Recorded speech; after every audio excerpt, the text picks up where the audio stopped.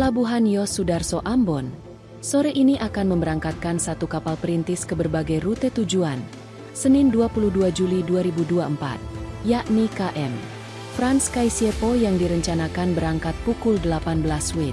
Rutenya, dari Ambon ke Tual, Elat, Molu, Larat, Sofianin, Saumlaki, Adaud, Seira, Dawera, Kroing, Tepa, Marcela, Saumlaki, Sofianin, Larat, Molu, Elat, Tual, dan kembali ke Ambon.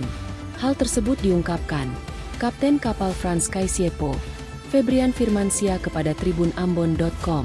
Bagi calon penumpang, pembelian tiket dari Ambon bisa langsung datang pada Travel Sanus, Jalan Aipati, Kelurahan Honipopu, Kecamatan Sirimau, Kota Ambon.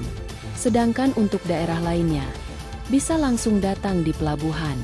Dijelaskan, untuk waktu pelayaran kapal perintis ini, memakan waktu selama 11 hari dari Ambon dan kembali ke Ambon. Terkait dengan kondisi alam saat melakukan pelayaran, Kapten Kapal Frans Kaisiepo katakan, pihak mereka akan tetap mengikuti dan memperhatikan perkiraan cuaca dari BMKG dan KSOP setempat.